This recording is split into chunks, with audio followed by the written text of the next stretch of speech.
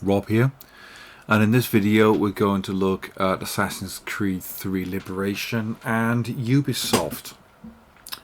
So, basically syllabus links, component 1, media products, industries and audiences.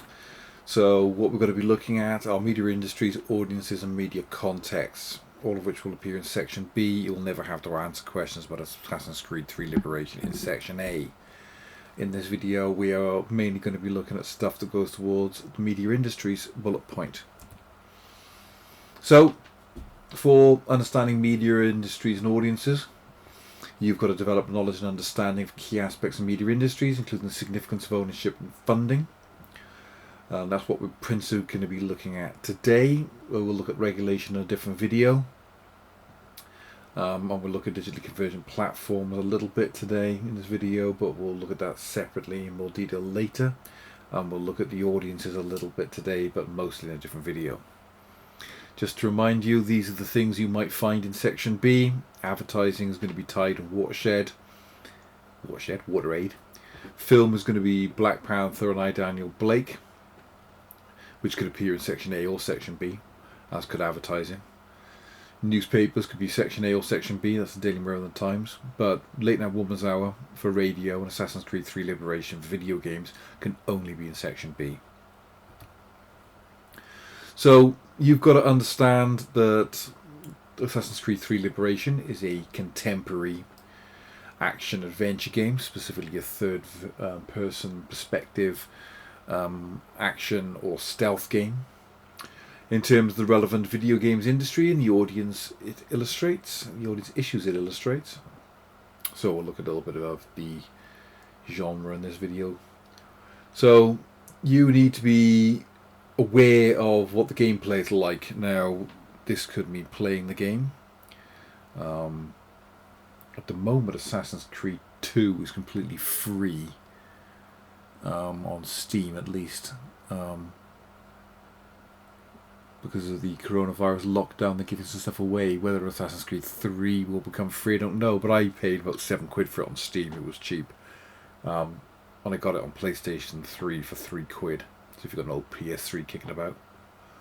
But anyway, in order to develop this awareness, you should be, if not playing the game, at least watching some online walkthroughs to see what the gameplay is like. I will try and do one myself that focuses on some of the issues.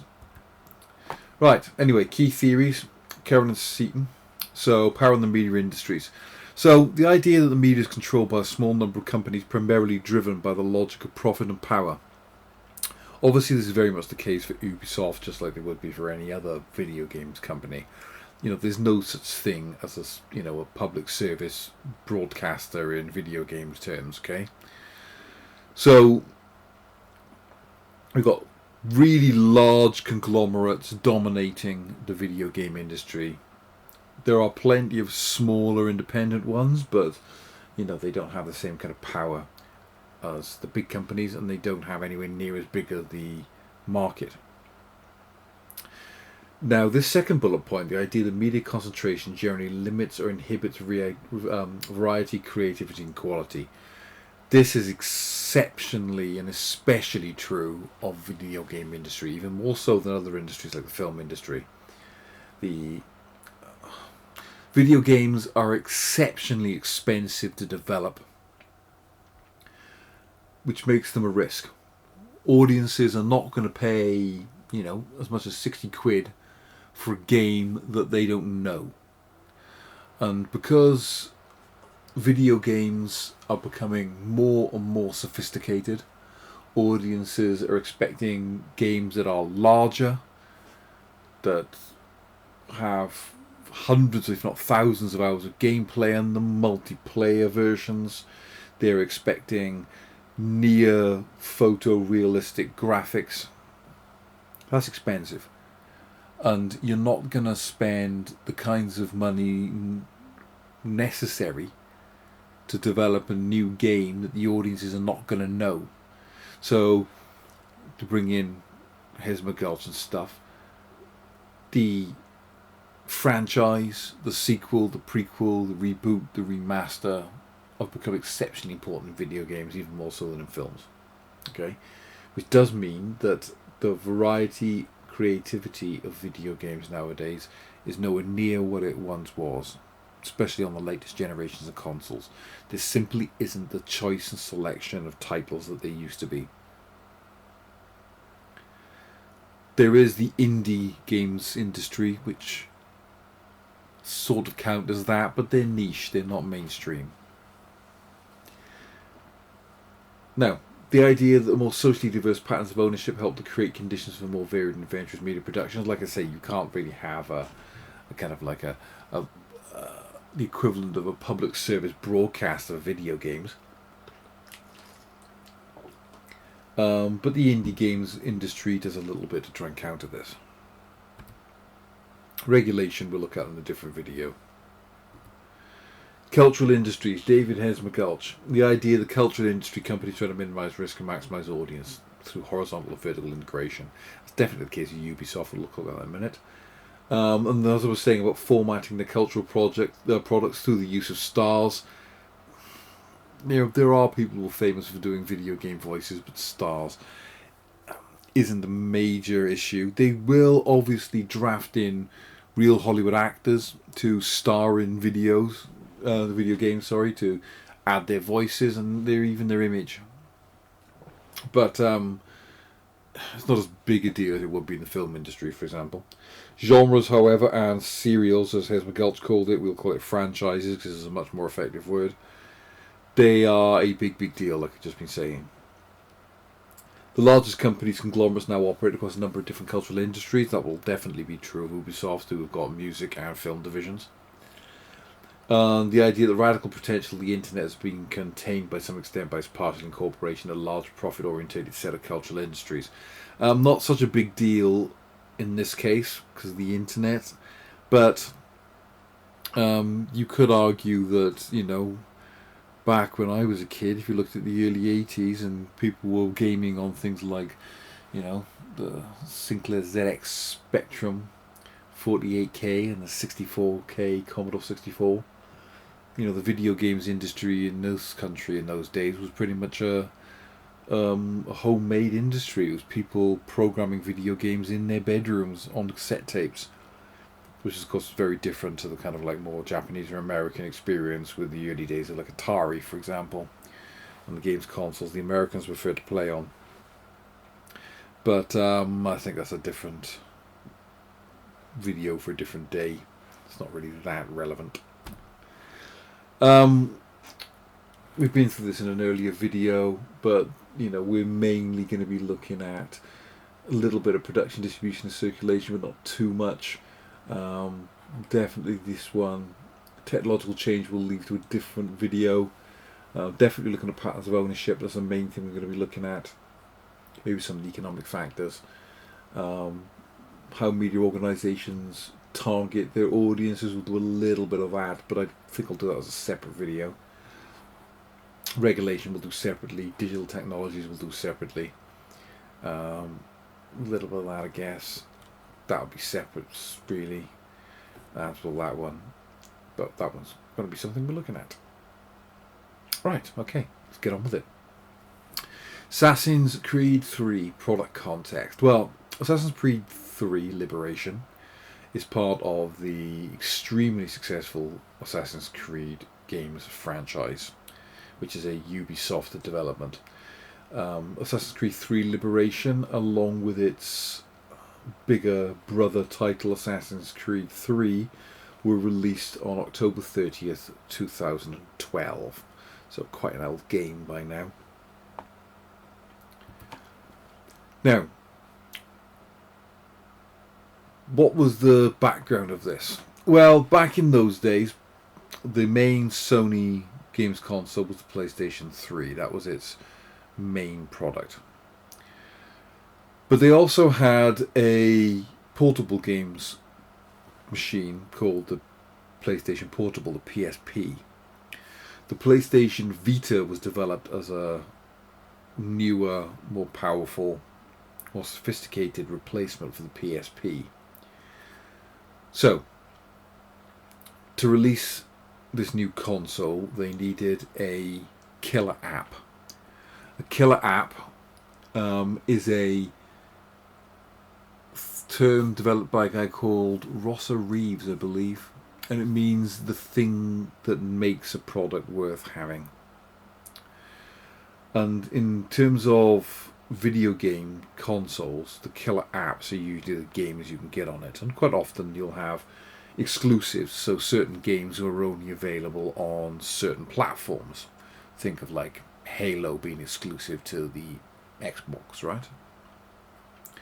So, in order to promote this new title, they needed a cast iron, solid gold, AAA franchise to launch the PlayStation Vita. And that's where Assassin's Creed comes in, because it's one of the biggest franchises that Sony and the PlayStation have got. So, it was simultaneously released with Assassin's Creed 3 on the PlayStation. So Assassin's Creed 3 came out on the PlayStation, Assassin's Creed 3 Liberation came out at the same time on the PSP. The idea was that this killer app would entice hardcore Assassin's Creed gamers and fans into buying the Vita just to be able to play a new Assassin's Creed title on. Because if they were the early adopter, kind of like hardcore fans, they would have done something like that. Equally, if you are a more casual gamer, and you might not be the kind of person who's really into sitting down at home in front of the TV playing on the PlayStation, but maybe you're the kind of person who likes having a bit of a game on the bus on the way to school in the mornings, or on the way to work or something, and you like portable gaming, well, you might fancy a PS Vita, but you're thinking, what can I play on it? Assassin's Creed. I know that franchise. Maybe I've never played those games before, but I've heard of it. It's popular. Maybe I'll buy that. So originally, Assassin's Creed 3 was only available on the PlayStation Vita. But it was 2 years later ported. That means transported, for short, you know what I mean? Ported onto other platforms. So it became available on the PC, on DVD. It became available on the PS3 and other platforms as well. Now, as part of the way they were selling the Vita, as you can see, you could buy what's called a bundle. Bundling is where two products are sold together, right? In this case, they are bundling Assassin's Creed 3 in with the PlayStation Vita. Now, you could probably have bought the PlayStation Vita on its own and it would have been cheaper. But what's the point in doing that if you've got no games to play on it? So you will often buy bundles where, you buy special packaging. You have the game and the console. So it was all about trying to get people to buy the PlayStation Vita on launch.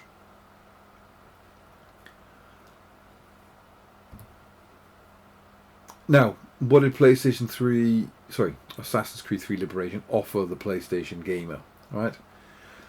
It had the familiar pleasures that were, existing Assassin's Creed fans would recognise. Okay, it's got the generic tropes, the generic conventions.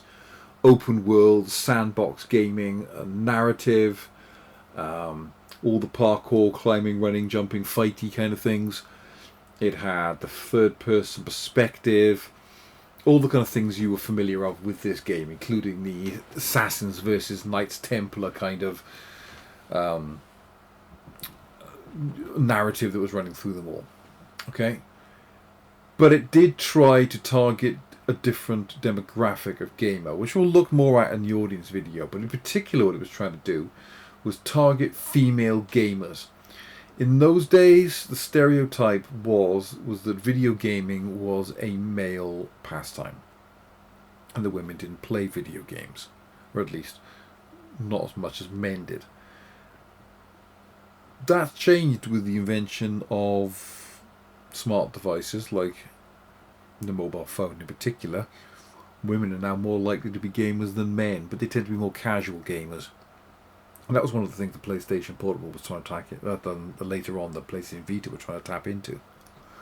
Not only did it have a strong female protagonist, an attempt to appeal to female gamers, but that protagonist, Aveline de Grand Prix, is black, which was pretty radical. I mean, yeah, there's nothing new about female protagonists in video games.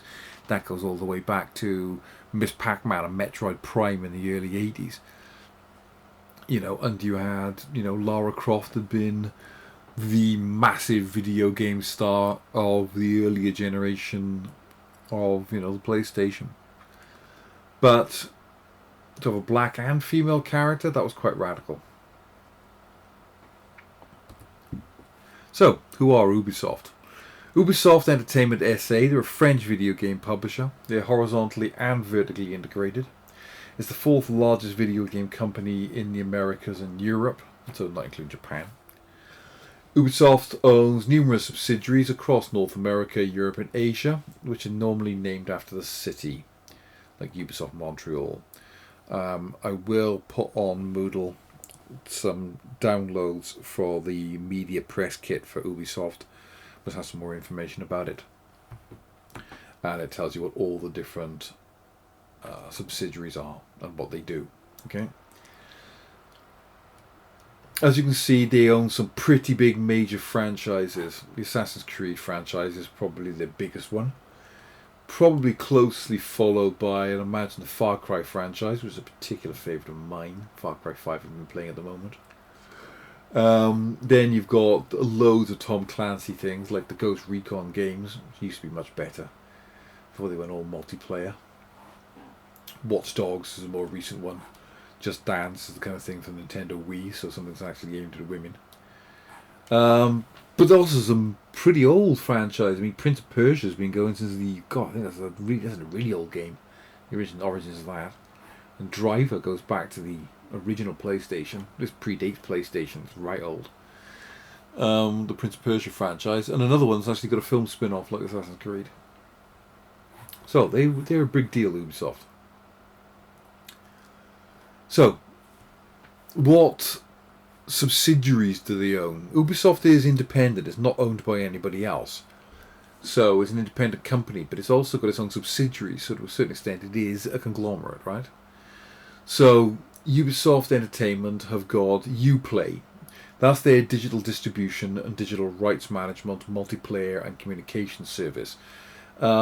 It's not just PC like it says here. It also runs on the PlayStation I know of, and you can get mobile phone apps for it and all sorts of stuff. Okay, so it allows you to manage your gameplay and your, medals and your credits and whatever, and all your, special achievements you've unlocked and all that kind of nonsense across multiple platforms. So this means that you can buy the games from Uplay. So, not only are they making the game, but in this case, they're distributing it via their own, distribution service. So that makes them, to a certain extent, vertically integrated. They've also got other subsidiaries, like they've got Ubisoft Motion Pictures, which at this point has produced one film, which is the Assassin's Creed film from 2016. Not a massive success. It cost $125 million and grossed $240.7 million. The thing is with films, you think, they made twice back what it cost to make, but what that's not taken into account is print and advertising budget, the P&A budget, the amount of money it costs to advertise the film. Now, the print and advertising budget of a film is usually about 70% what its production cost was. So if you add $80-90 million to that, I mean, let's say it could have had $100 million advertising budget. So if you'd have had $225 million cost in total, the film's barely made any profit at all. So this would have been considered quite a flop. But anyway, they've got other TV and film productions in the pipeline.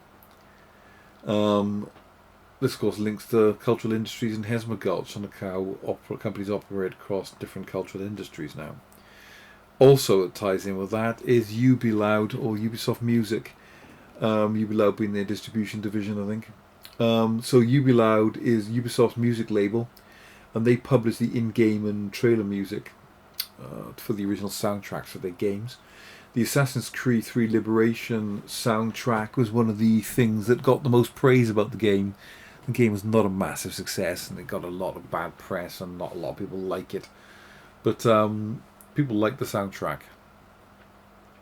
So you can, via Ubiload, buy the soundtrack. As you can see from this image here, it's also available on iTunes. You can download it, you can stream it with Unlimited, or you can download it. Oh, it's Amazon, maybe Amazon Unlimited actually, and you can download it for $7.99 of Amazon as an MP3. So that again links to Hesmagulch. Now, as I said, there are all sorts of divisions of Ubisoft that are normally named after the city they're in.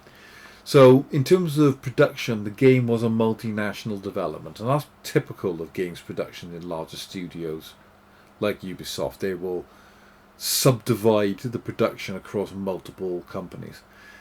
So, there were 3 Ubisoft subsidiaries that were involved in the production of Assassin's Creed 3 Liberation. That would be Ubisoft Sofia, Ubisoft Montreal, and Ubisoft Milan. So, Ubisoft Montreal, which is obviously in Canada, is the lead developer of the Assassin's Creed 3, or just the Assassin's Creed franchise in general. It invented the game. Alright? So, you've also then got Ubisoft Sofia, which is the capital of Bulgaria. And they were the lead developer of Assassin's Creed 3 Liberation. I tend to think Sofia, the subsidiary, tends to focus a little bit more on mobile gaming, which is probably why they were involved in this. Ubisoft Milan, I think, generally just gives support to people, so they probably just picked up any work the other 2 companies were too busy to do themselves. But again, it shows you that, there's a small number of companies primarily driven by the logic of profit and power. Big conglomerate with lots and lots of subsidiaries.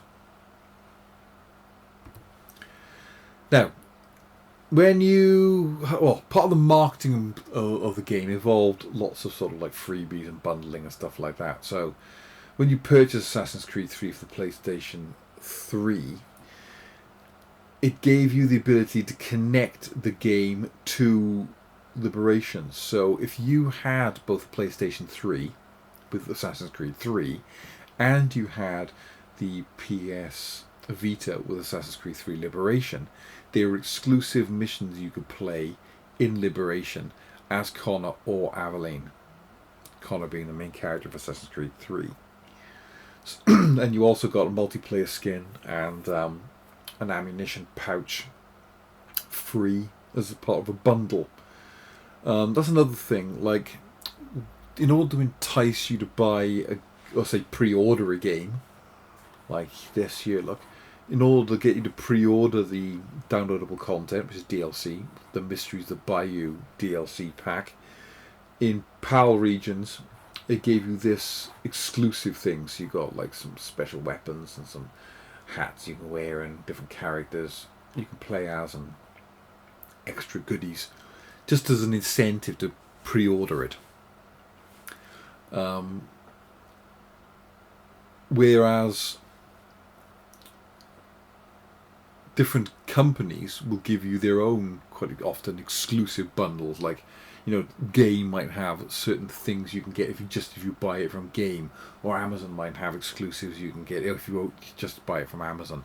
So there's all still sorts of like proprietary kind of like goodies that different people give you to get to buy it from different places.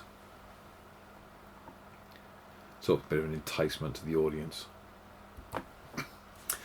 Assassin's Creed 3, as I said, was released on PlayStation 3 at the same time as Assassin's Creed 3 Liberation was released on the Vita. And as you can see, some of the bundles we've got here, so that's an Assassin's Creed 3 PlayStation bundle, and that's an Assassin's Creed 3 Vita bundle, Liberation bundle, so you get the game and a memory card and the console. Anyway, as I was saying, and this ties in with the Hesma Gulch, Hesmagulch talks about the importance of serials, or franchises is a better name for it. And known properties comes very much into this, like I was saying. The film industry and the video game industry in particular are obsessed with known properties because the audience are obsessed with known properties. If you're going to pay like 60 quid for a video game, let alone whatever it costs to buy a PlayStation Vita on launch, you are going to want to know for sure that you're going to like it. And you're going to be, well, I'm not going to take the risk for that kind of money on something I've never heard of before and I've never played before. But, maybe you can say, I played Assassin's Creed, I know what that's like. I enjoyed that. I'm on safe ground spending my money on it. So that's what we mean by a known property. Now, it could be part of a franchise, but it could be like a remake or a reboot or a sequel or an adaptation. So, you've got things like, we talked about Tom Clancy, for example. So the Tom Clancy video games are obviously spin-offs of the Tom Clancy books. You've got, all the movie versions of, say, Harry Potter. That was a successful book before they started turning it into films. So the Marvel example is obviously the example of that. I mean, the main Marvel characters, your Spider-Mans, your Captain America's, your Iron Man's, all of these characters have been exceptionally well known since they were invented in the 60s. If we look at DC, for example, they've been making Batman movies since the black and white, early sound era.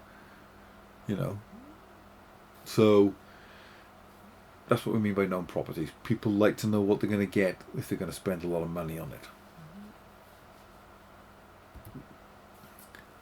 it. Both games were simultaneously released across all three major markets for console and video game release. That means Japan, North America and Europe, to maximise the impact of its release, get it all out there at the same time, make a big fuss of it, spend a lot of money on your advertising, try and get people to go out and buy it in the very first week. Now, this chap here, Jeffrey Sardin, is Ubisoft's Chief Sales and Marketing Officer. He says another thing that was very important for the life cycle is the transmedia offer. Right? Trans, of course, means across media. So, transmedia storytelling. All the figurines, the books, the publishing. And we have a movie in the next coming year. So it's not only about games, we're talking about a global brand. So it's all about the marketing and the merchandising. That's as bigger, well, maybe not as bigger, but it's a really, really big part of video games, just like it is with, say, films. So we'll have a look at some of the merchandising later. But as you can see, it's a big deal. I mean, Assassin's Creed originally came out in 2007 on the PS3 and the Xbox 360. Then in 2008 you had Assassin's Creed 3, can't read that, so it's Altair's Chronicles. And they released the PC as well. So it's a Nintendo DS, the Altair's Chronicles. And you had the PSP game, Assassin's Creed Bloodlines in 2009, and Assassin's Creed 2 on the Xbox 360 and PS3, and Assassin's Creed 2 Discovery on the Nintendo DS. 2010, Assassin's Creed Brotherhood on the 360 and the PS3. Project Legacy was a Facebook thing. Then you had Assassin's Creed 2 eventually making its way to PC in 2010. 2011, you had mobile game. So for iOS, so for for iPhone, sorry, you got Assassin's Creed Multiplayer Rearmed. Then you also had Assassin's Creed Recollection for mobile, or iPhone technically is iOS, isn't it? But you also got Assassin's Creed Revelations, I should say, for all platforms. So Xbox 360, PS3, and PC being released simultaneously. And Assassin's Creed Brotherhood on the PC. And then 2012, which was the year of this release, you got Assassin's Creed 3 Liberation on the PS Vita and Assassin's Creed 3 on the Xbox 360, PS3 and PC. Of course it goes on after that. So some of them are spin-offs, like Assassin's Creed 3 Liberation, from the main title. They tend to be the ones on, as you can see, the portable platforms rather than the home consoles. And as for merchandising, you name it, you can get it. Figurines, or statuettes, action figures, more statuettes. I think this is a magazine. You could buy it every month, and it came out with a different statuette. Funko Pops. What doesn't have Funko Pops nowadays? T-shirts, more action figures, well, statuettes, I should say. Wine, Assassin's Creed wine, for Pete's sake. You know, obviously there's all sorts of magazine covers, bedspreads, cosplay costumes, so you too can dress up as Aveline in your spare time should you wish it. So that's some of the merchandise. So this, you know, goes back to what Jeffrey Sardin is talking about here. So all sorts of things we can talk about with that. If we have a quick look at the press kit stuff, we can have a look at some facts and figures about Ubisoft. Been around since 1986. It's a multinational company, so it's present on 5 continents with more than 40 development studios in different countries. An international network with more than 95 nationalities and 55 spoken languages, again which shows its international nature. Biggest in-house creative force in the industry, with more than 80% of our teams dedicated to creation. As you can see, its annual revenues are pretty huge. So, you know, if we look at 2012-2013, which was when Assassin's Creed 3 Liberation was released, its turnover was 1.256 billion euros. Billion euros, which was up 18% from 2011-2012.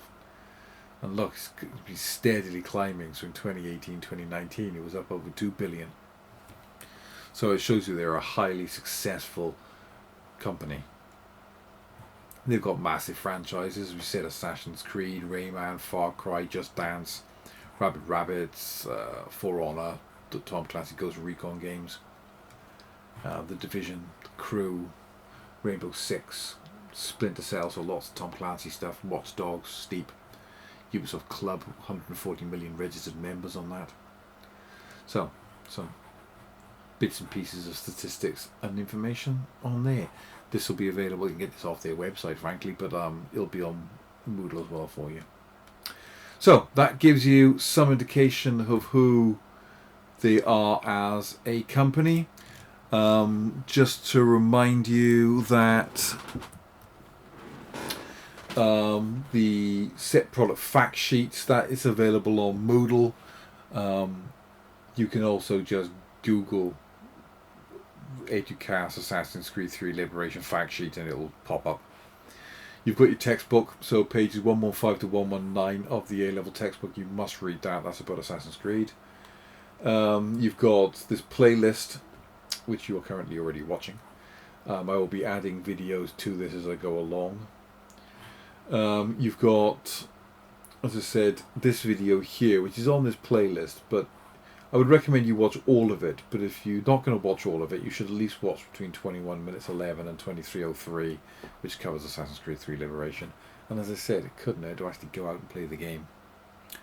Right, that's it for this video. If you've got any questions, you know where I am.